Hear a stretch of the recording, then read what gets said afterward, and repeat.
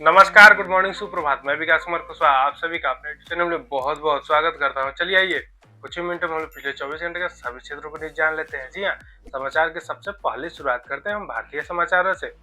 भारत में संपदा विभाग ने कांग्रेस पार्टी के 24 अकबर रोड में स्थित बंगले को खाली करने का नोटिस दिया है, जिसके बाद कांग्रेस के लीडरों में आक्रोश का माहौल है। संसद में गूंजेगा आज मिडिल ईस्ट का मुद्दा। जी हाँ, भारत के प्रधानमंत्री श्रीमान नरेंद्र मोदी आज राज्यसभा में मिडिल ईस्ट तथा ऊर्जा सुरक्षा को लेकर अपना वक्तव्य देंगे। ट्रांसजेंडर अधिकार। जी हाँ, भारत की लोकसभा ने ट्रांसजेंडरों के अधिकार को लेकर एक विशेष संशोधन विधेयक को पारित कर दिया, जिसमें पहचान कानूनों में महत्वपूर्ण बदलाव किए गए। अब आते हैं अर्थव्यवस्था और व्यापार संबंधी समाचार जान लेते हैं। जी हाँ, शेयर मार्केट में सबसे महत्वपूर्ण समाचार आ रही है। सोने चांदी के दामों में उतार चढ़ाव देखने के लिए मिले, जिसमें चांदी के दामों में कुछ कमियां देखने के लिए मिली जो नवरात्रि के शुभ अवसर पे है, और साथ ही दिल्ली में 2,44,990 रुपए प्रति किलो के दर से चांदी के दाम में आसपास हैं। कोयला उत्पादन। जी हाँ, भारत ने कोयला उत्पादन में लगातार दूसरे साल भी 1 बिलियन टन कोयला उत्पादित कर पूरे विश्व से जो आयातित कोयला है उसमें 7.9% की कमी आई है, जिसके तौर पे भारत ने 7.9 बिलियन रुपए बचा लिए। बैंकिंग नियुक्तियां। जी हाँ, आरबीआई ने जोसेफ कटूर को साउथ इंडियन बैंक का गैर कार्यकारी अस्थायी अध्यक्ष नियुक्त करने की मंजूरी दे दी। अब आते हैं खेल जगत से सबसे महत्वपूर्ण समाचार जान लेते हैं। जी हाँ, आईपीएल 2026 के लिए सबसे महत्वपूर्ण समाचार है ये आरसीबी। जी हाँ, रॉयल चैलेंजर्स बेंगलुरु को आदित्य बिरला ग्रुप और टाइम्स ग्रुप्स ने मिलकर 16,706 करोड़ रुपए में खरीद लिया। आर्यमान विक्रम बिरला इस टीम के नए चेयरमैन बने। छत्तीसगढ़ आज से खेलो इंडिया ट्राइबल गेम्स 2026 का आयोजन कर रहा है, जो 3 अप्रैल तक चलेगा।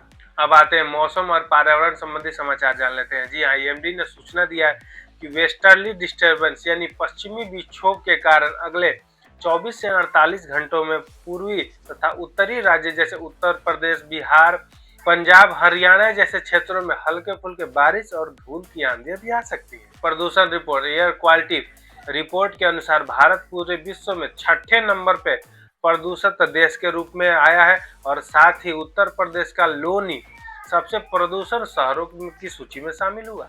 भूकंप अपडेट। जी हाँ, कल शाम को गुजरात में 2.8 तीव्रता का भूकंप के झटके महसूस किए। अब आते हैं स्वास्थ्य संबंधी समाचार जान लेते हैं। जी हाँ, कल 24 मार्च को पूरे भारत ने विश्व टीबी दिवस को मनाया। में इसका मुख्य थीम था yes we can end TB, जिस थीम के साथ पूरे भारत में ही टीबी दिवस को मनाया गया, और साथ ही इसमें भारत सरकार ने एक नए टीबी मुक्त भारत ऐप को लॉन्च किया। अब आते हैं अंतर्राष्ट्रीय क्षेत्रों के सभी क्षेत्रों के महत्वपूर्ण न्यूज जान लेते हैं। जी हाँ, सबसे प्रमुख समाचार है ईरान इजराइल वार से, जिसमें ईरान और इजराइल वार अपने नए तनाव को और ज्यादा बढ़ा रहे हैं। इसको लेके इजराइल ने अपने एयर डिफेंस को और ही ज्यादा सक्रिय कर दिया है। हॉर्मुज जल डमरू। जी हाँ, इस युद्ध में सबसे प्रमुख है हॉर्मुज जल डमरू, जिसके वजह से वहां से तेलों की आवाजाही तथा तेल टैंकरों की आवाजाही में बहुत ज्यादा प्रतिबंध देखा जा रहा है, जिसको लेके अमेरिका और उसके सहयोगी देशों ने अपने नौसेनी गश्ते को बढ़ा दिया है। अब आते हैं वैश्विक अर्थव्यवस्था के संबंधी समाचार जान लेते हैं। जी हाँ, इसमें सबसे प्रमुख समाचार आ रही है कच्चे तेलों के दामों में। जी हाँ, वैश्विक स्तर पे हॉर्मुज जलडमरू के बंद हो जाने की वजह से कच्चे तेलों के दाम $100 प्रति बैरल तक पहुंच गया। शेयर बाजारों में अनिश्चितता। जी हाँ, वैश्विक स्तर पे युद्ध की वजह से अंतर्राष्ट्रीय बहुत सारे शेयर बाजारों में अनिश्चितता देखने के लिए मिली। हालांकि लोगों का प्रमुख ध्यान सोने पर निवेश पर है। नीति और रणनीति संबंधी समाचार। जी हाँ, अमेरिका के राष्ट्रपति डोनाल्ड ट्रंप ने G7 की आपातकालीन बैठक बुलाई है, ताकि ईरान पर नए प्रतिबंधों और साथ ही इजराइल की सुरक्षा को लेकर महत्वपूर्ण विचार किया जा सके। संयुक्त राष्ट्र का प्रमुख रुख। जी हाँ, संयुक्त राष्ट्र ने मिडल ईस्ट में हो रहे तनाव तथा युद्ध को रोकने के लिए एक विशेष बैठक बुलाई। हालांकि इससे अभी भी कोई ठोस नतीजे नहीं निकले हैं। पाकिस्तान पर आर्थिक संकट। जी हाँ, पाकिस्तान पे युद्ध की वजह से तथा आर्थिक की वजह से आर्थिक संकट मंडरा रहा है, जिसके वजह से पाकिस्तान ने IMF से अतिरिक्त धन की मांग की है। अब आते हैं अन्य महत्वपूर्ण समाचारों को जान लेते हैं। जी हाँ, कोलंबिया में एक सैन्य विमान दुर्घटना के वजह से उसमें लगभग 66 लोगों की मृत्यु हो जाने की सूचनाएं प्राप्त हो रही है। अब आते हैं जलवायु परिवर्तन समाचार जान लेते हैं। जी हाँ, अंतर्राष्ट्रीय वैज्ञानिकों का यह मानना है कि आर्कटिक क्षेत्र में अचानक बर्फ के पिघलने की गति बढ़ गई है, जिसके वजह से उसमें